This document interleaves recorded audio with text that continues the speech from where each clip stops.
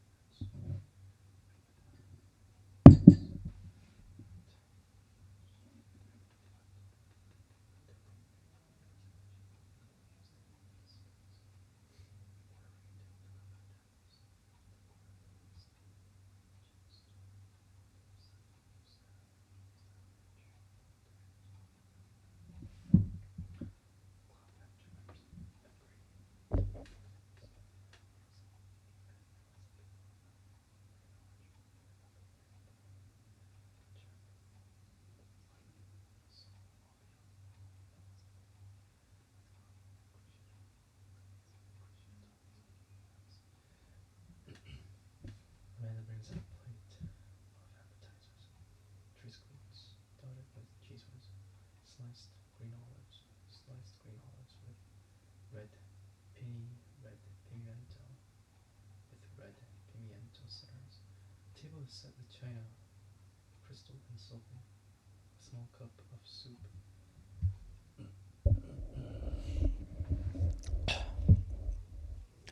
Small cup of soup at each of our places. Cream of mushroom, Amanda announces. I dig in. And then see that no one is eating it.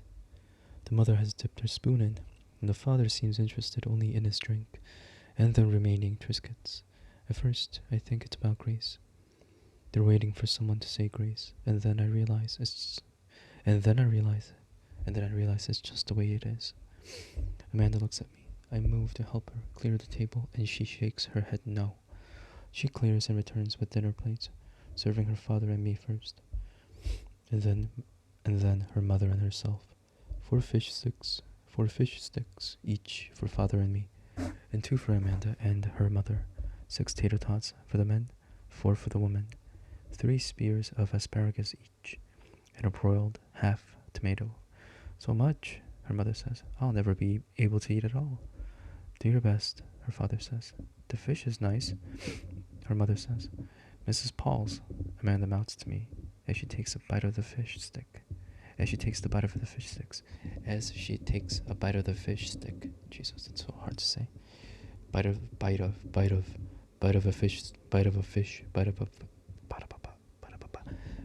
fish stick.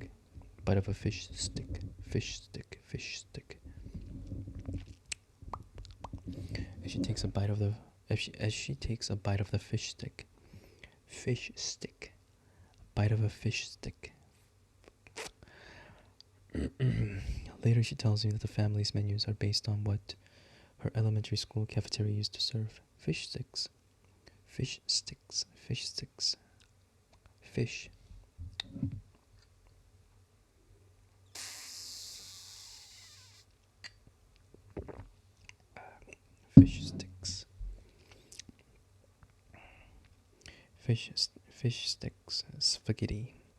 Spaghetti and meatballs. Tomato soup and grilled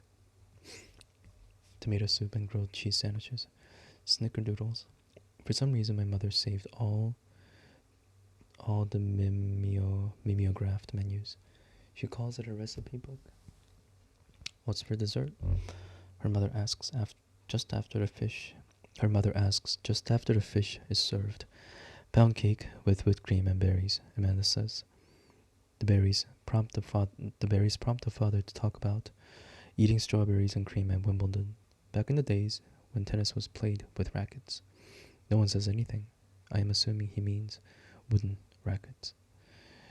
Let me tell you a little bit about what I do, the father says, leaning in. I'm the guy who would decide what your life is worth if you died right now.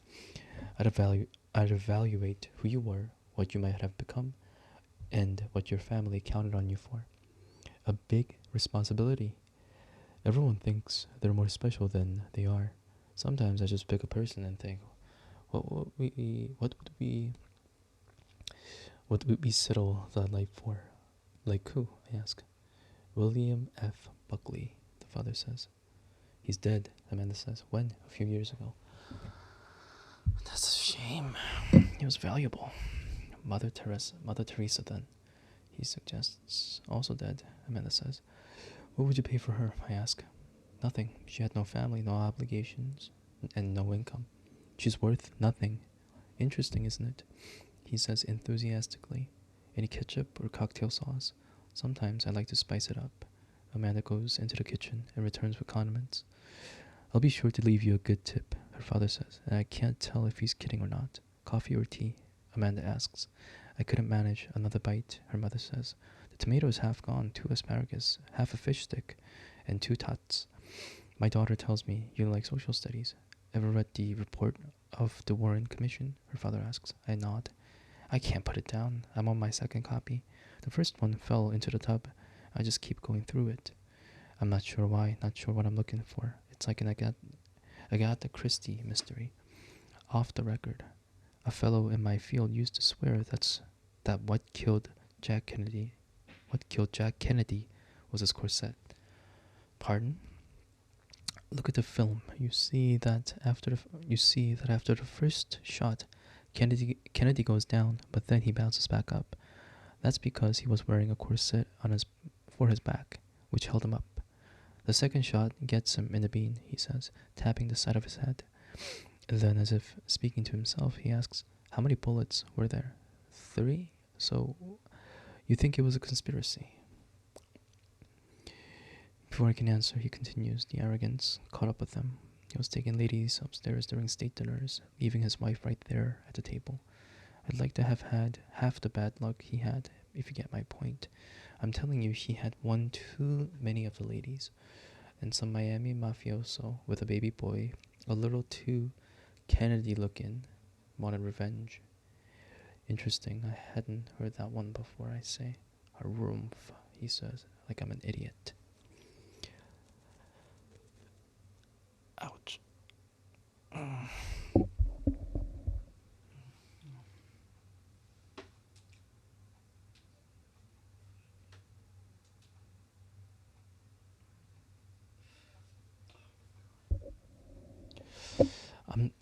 I can't, I don't, it's so annoying having the power button on the bottom. I keep pressing on it by accident.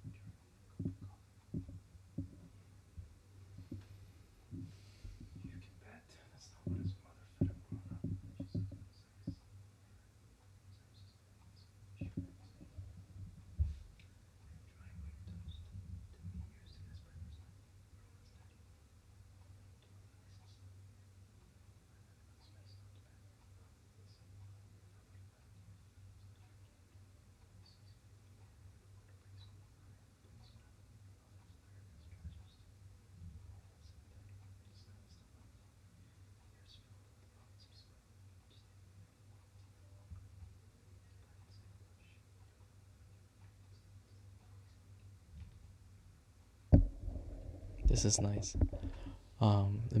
This is really simple, but it's nice. It's a nice vibe. I'll just read it.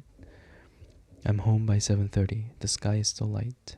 The air is filled with the promise of spring. Each day the light clings a little longer. The plants are plush with new growth. I hear crickets, distant dogs barking. I don't know, I just it it's like an imagination. Like the pictures just kind of come in. Um and I love how she said the light clings a little longer. I don't know why that just stuck to me. It's like it's like it's like tasting something and then discovering that you like it. Like that first like that kind of thing. It's nice. It's very nice. Um, yeah, it's nice. Ricardo's aunt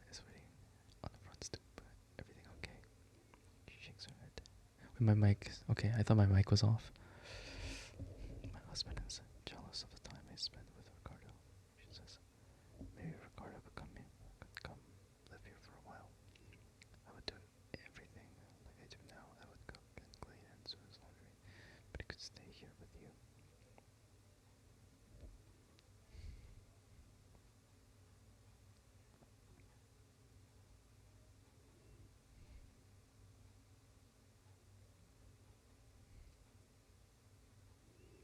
He has to go to school, I say. His school is not so far, the bus could come. What does Ricardo say? Please, mister, she says. You took my sister and left me with this boy who is too much. You have money, you can help him. I love my sister so much, but I am not prepared. Why does everyone's life have to be ruined? Please, you seem like a nice slob. Nice slob? Does she mean slop or slop? You can't just give me a Ricardo, I say. Why not? I am not approved by the state. But he is a U.S. citizen, she says. He was born here. Rather than try and explain the social service system, I say, let me see what I can do. Meanwhile, I can take him this weekend. We can have a sleepover. It was mommy's baby, she says, and she's crying. Don't cry, please don't cry, I say, almost crying along with her. She sniffles to a stop. What do you have to cry about?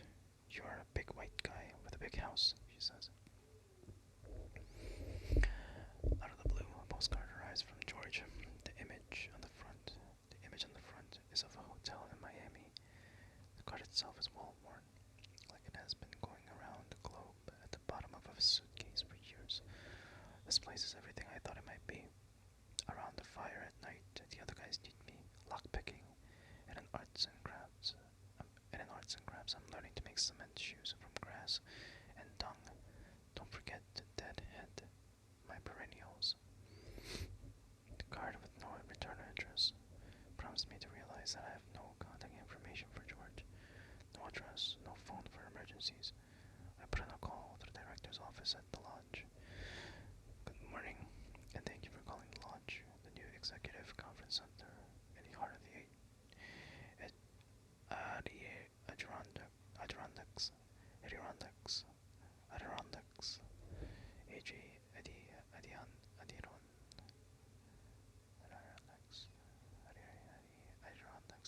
Adirondacks, Adirondacks, in center, executive conference center, in the heart of the Adirondacks. I explain that I'm trying to reach the medical director. One moment, please. My call is transferred. Human resources, are you seeking employment? No, I say crankly, and then repeat my story. The medical director said he'd be staying on until August. Does anyone know where my brother George is? The head of HR comes on the line. Sometimes things change faster than expected. A combo of a buyout and vacation, and we booked a big conference for the end of July. But you didn't hear it from me. Let's see if someone can access that info, and we'll give you a call back. I phone George's lawyer, Rutkowski, who surprisingly picks up on the first ring. Do you know where George is? Now that you mention it, the lawyer says. No clue, hang on. He makes noises like he's going through some files. Apparently, we're still waiting on the paperwork. He may be lost in the system. Have you got an address? A way to send letters or packages? His birthday is coming up. I have a card for Walter Penny, and there's an address on there. I'm sure you can put something in the mail addressed to George. Care of that address, and it'll get to him. I jot down the address he gives me. When I called the lodge, they said the medical director was gone. Isn't he part of your family? Separated, Rutkowski says. We're not speaking to him at the moment, and in fact, I'm representing my sister against him. So for conflict of interest reasons, I'm going to be passing George's file over to Ordy, another attorney at the firm. I am at the mall with Cheryl. We are going from store to store. We made progress. We're not meeting at one of the cheap motels where, fearing bed bugs, Cheryl pulls down the old chenille bedspread, puts on a layer of green, hefty yard bags on the bed, puts a layer of green, hefty yard bags on the bed, and covers them with an old white sheet. and we fuck like drunk drivers, sliding all over the place. Instead, we're wandering aimlessly, fully clothed, in a skylight-topped fox tropical paradise. Are we here for exercise, or is there something particular we're looking for? A sofa and a non-stick pan, she says, giving equal value to both. This time her hair is in short, blonde braided pigtails, something like what an 8-year-old might wear. I'm slightly embarrassed for her, but say nothing. Are you still seeing her? Cheryl asks.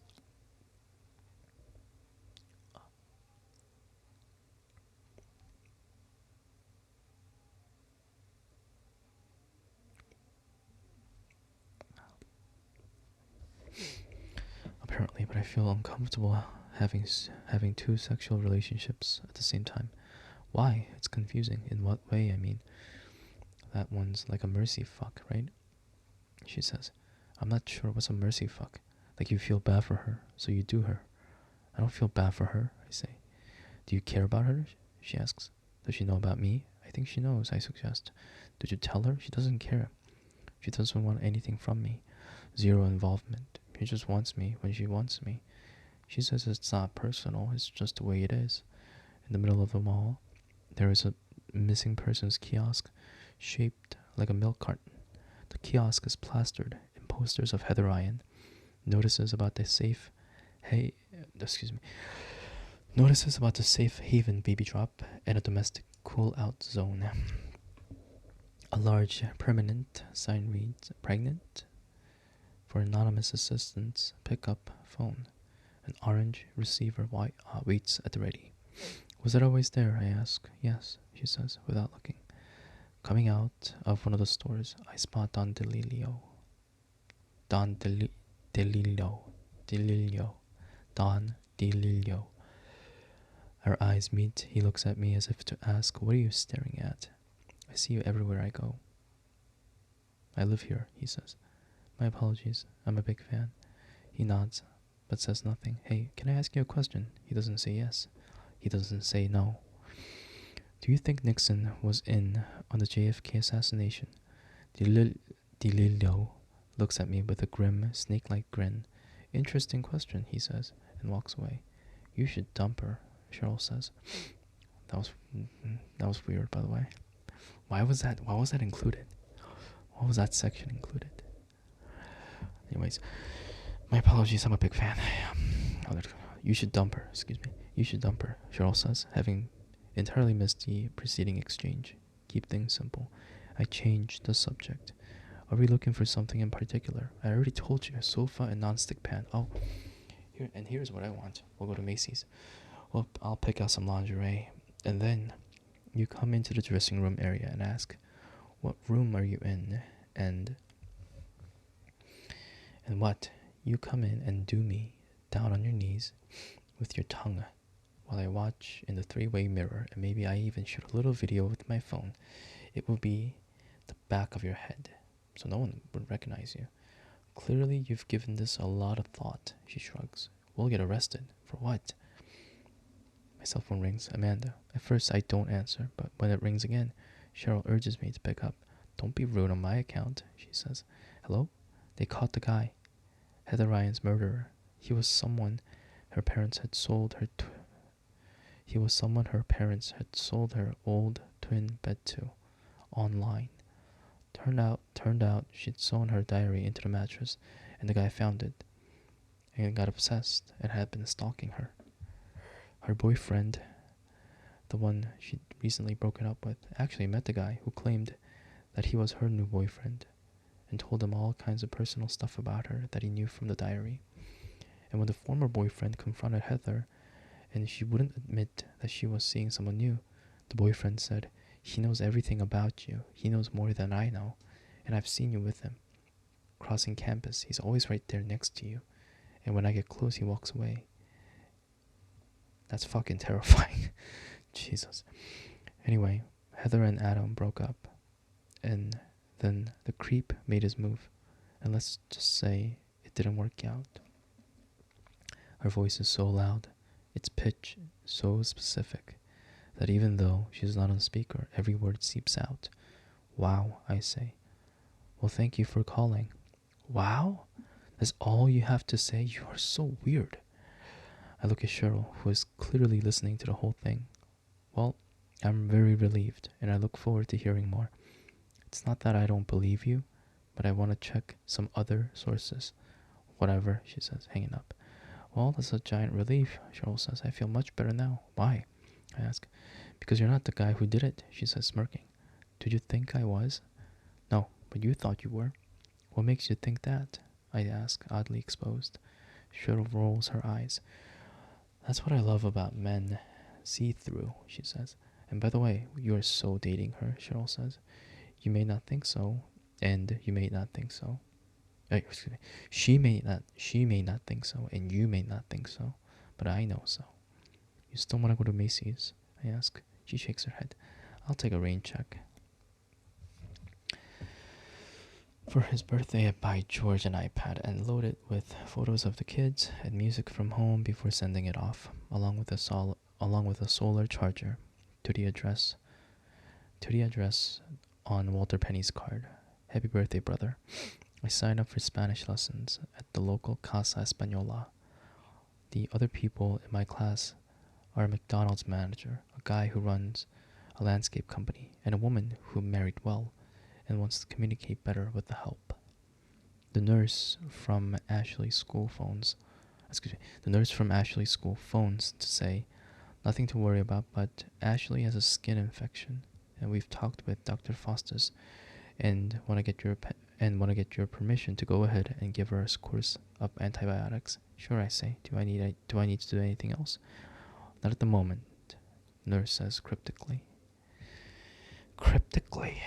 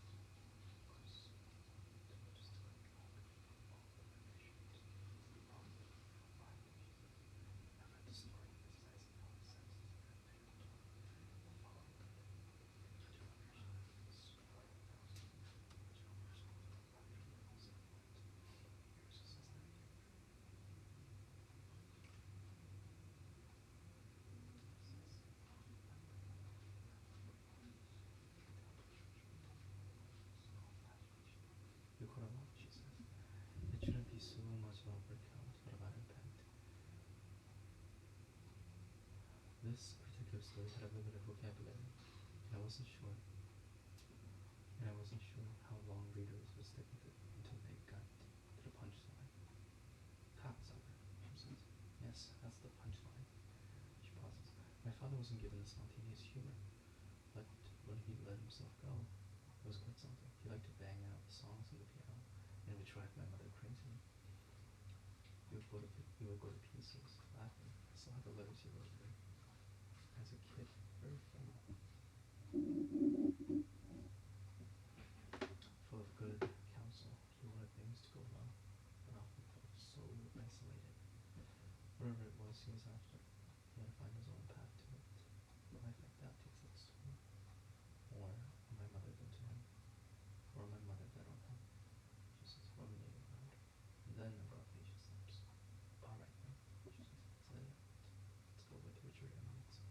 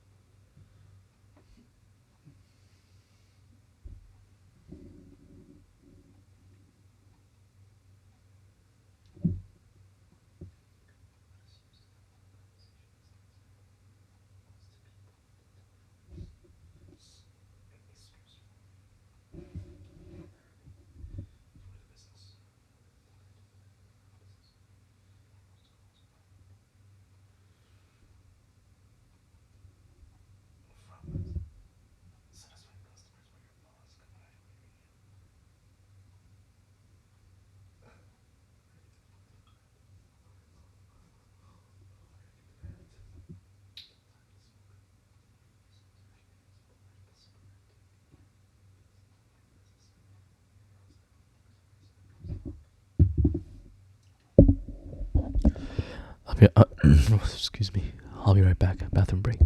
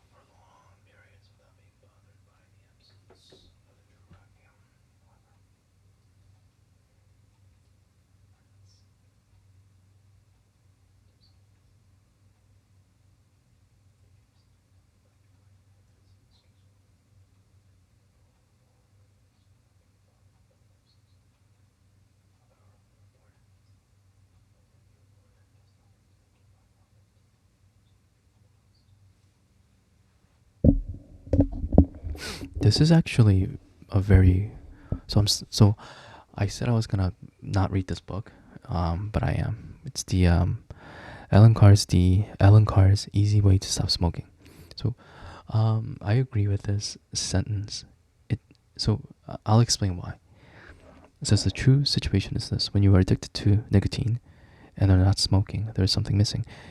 If you have something to occupy your mind that isn't stressful, you can go for long periods without being bothered by the absence of the drug. However, when you're bored, there's nothing to take your mind off it, so you feed the monster. When you're indulging yourself, i.e., not trying to stop or cut down, even lighting up becomes subconscious. I think that's with that's that's essentially that just summarizes encapsulates addiction. Smartphones when we're bored, like look at everyone. You know, when everyone's on the line waiting for food, or when they are like doing when they are standing still, they literally have to do something, so they check their phones for no apparent reason, without even thinking about, hey, I'm gonna go on my phone. They just pop up, grab their phone, and then they start doing whatever.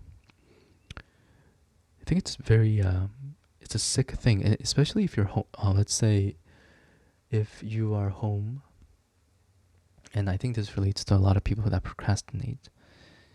You don't want to well, obviously you don't want to do it for whatever reason. It may be fear, it may be the daunting task. Well, it kind of sort of goes in. There's fear, there's laziness, but in the end, if there is a distraction available right on your face, then the brain doesn't think. You can't. You may think that oh man, I really should be doing this, but I'll just play one game. That's not distinguishing it. That's your brain justifying what is going on. You've already made the choice, but you're justifying what the hell is going on. Because that one game isn't gonna just be only one game. It's gonna be at least 5 games, and so on. It's I think it's a real self-discipline that's required. Anyways, I babbled too much. I think I did 3 hours today, or 3 sessions. So I'm gonna call it a day. So I talked about this a lot. I think in previous videos. So I have to do a 2 hour. So I have to do at least. It has to be what do you call it? How do you?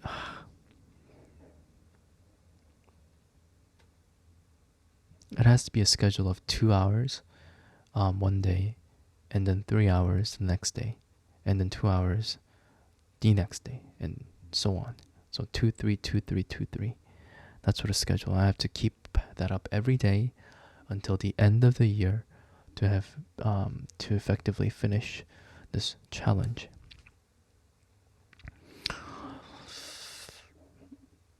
It's exciting, to be honest with you, because I'm not trying to be a narcissist. I'm not trying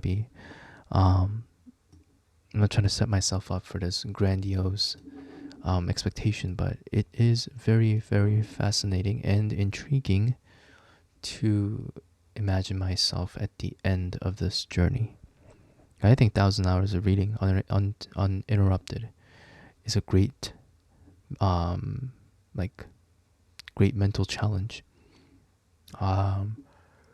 So, yeah.